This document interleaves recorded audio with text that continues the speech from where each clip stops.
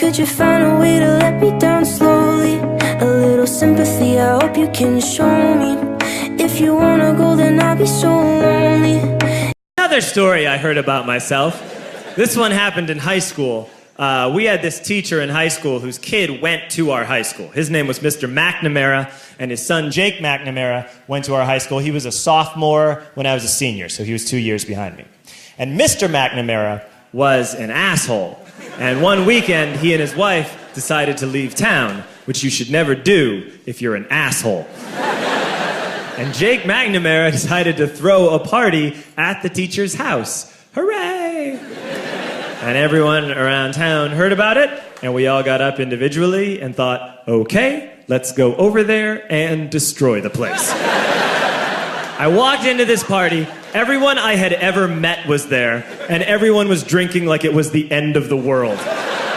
People were drinking like it was the Civil War and a doctor was coming to saw our legs off.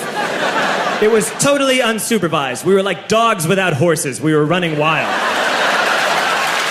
I walked down to the basement. They had a pool table in the basement. One dude took a running start and threw his body onto the pool table and broke it in half.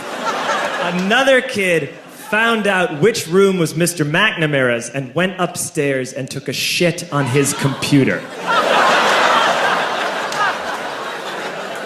So the party was going great. I'm standing in the basement and I'm holding a red cup. You've seen movies. And I'm standing there and I'm holding a red cup and I'm starting to black out. And I guess someone said like, something, something, police.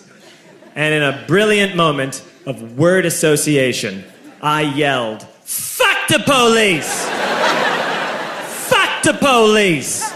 And everyone else joined in. 100 drunk white children yelling, fuck the police.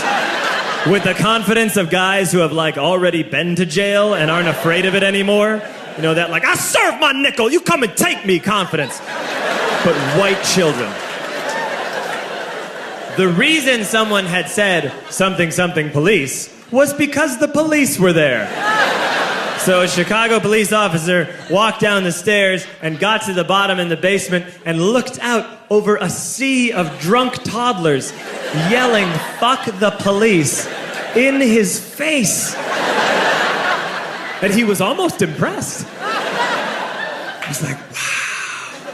And then he leaned into his walkie-talkie and went, get the paddy wagon. And my friend John, who is now a father, this man now has a baby, he grabbed a 40, smashed it on the ground, and yelled, scatter! And everyone ran in a different direction. We all ran in different directions. It was like that scene in Ratatouille when the humans come in the kitchen and all the rats go in different ways. We all ran in different directions. I ran into the laundry room and I jumped up on the washing machine and I crawled out through a window into the backyard, and now I'm running through the backyard and there was this big chain link fence and I thought, I've never climbed a fence that high before. And then I woke up at home.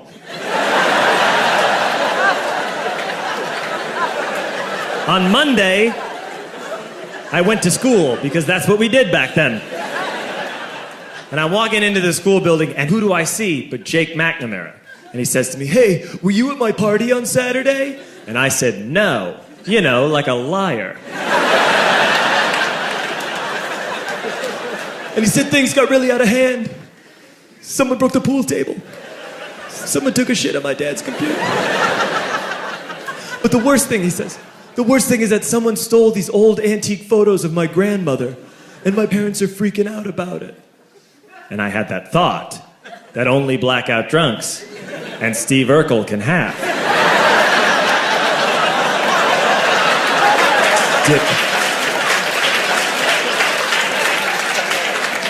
Did I do that? I figured, no, I wouldn't have done that. But I was never sure until 2 years later. Relax.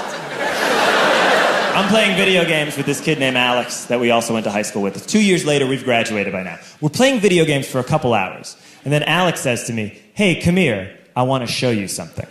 And he takes me into his bedroom, and then he takes me into a side room off of his bedroom. Never a good thing to have. And he shows me a tiny room that is covered wall to wall in stolen antique photos from different people's parties over the years.